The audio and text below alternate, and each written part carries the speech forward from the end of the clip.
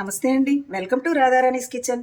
ఇవాళ వీడియోలో simple and easy sweet రెసిపీని పరిచయం చేయబోతున్నాను.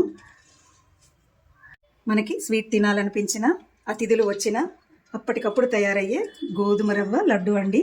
ఈ తయారీ విధానం మీకు తెలియాలంటే వీడియోని ఎక్కడ స్కిప్ చేయకుండా చివరి వరకు చూడండి. తయారీ విధానం చూద్దాం. గోధుమ రవ్వ లడ్డు తయారీకి కావలసిన పదార్థాలు: గోధుమ రవ్వ, బెల్లం, క్యారెట్, దోసపప్పు. ముందుగా క్యారెట్ తీసుకొని మిక్సీ చేసుకుందామండి. తగినంత నెయ్యి వేసుకోవాలి. ముందుగా దోసపప్పును వేసుకొని కొద్దిగా వేయిద్దాం. దోసపప్పు ఫ్రై అయిపోయిందండి, బౌల్లోకి తీసుకుందాం. ఇంకాస్త నెయ్యి వేసుకొని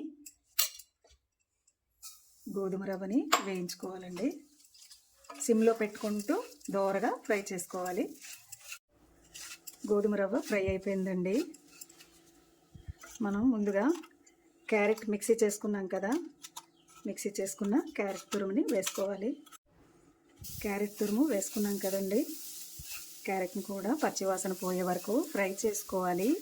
క్యారెట్ నేను ఎందుకు వేసుకుంటున్నానంటే కలర్ కోసం వేస్తున్నానండి.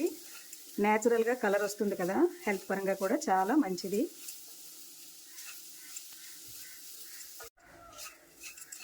ఫ్రై అయిపోయిందండి. తగినంత వాటర్ వేసుకుందాం.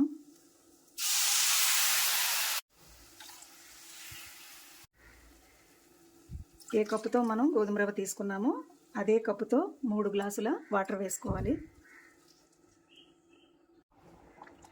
వాటర్ వేసుకున్నాక ఇలా ఉడుకుతుంది కదండి,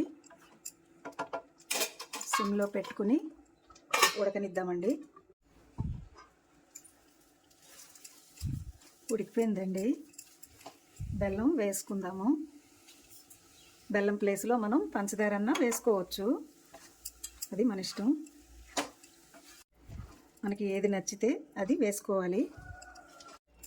బెల్లం అయితే హెల్త్ పరంగా చాలా మంచిది.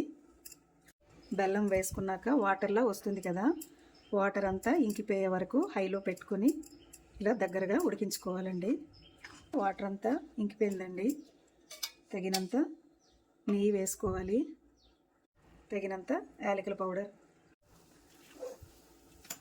ఇలా దగ్గరగా ఉడికిపోయిందండి.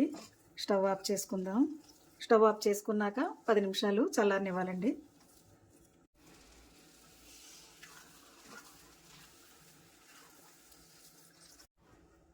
చల్లబడిందండి. మనం ముందుగా వేయించి ఉంచుకున్న దోసపప్పుని వేసుకోవాలి. దోసపప్పు వేసుకున్నాక మొత్తం కలిసేలా చక్కగా కలుపుకోవాలండి. మొత్తం కలుపుకున్నాం కదండి, ఇప్పుడు లడ్డూలా తయారు చేసుకుందాం. ఎంతో రుచికరమైన, ఆరోగ్యకరమైన లడ్డు తయారైపోయిందండి. మీకు గనక ఈ వీడియో నచ్చినట్లయితే లైక్ చేయండి, షేర్ చేయండి, మా ఛానల్కి సపోర్ట్ చేయండి. Thanks for watching.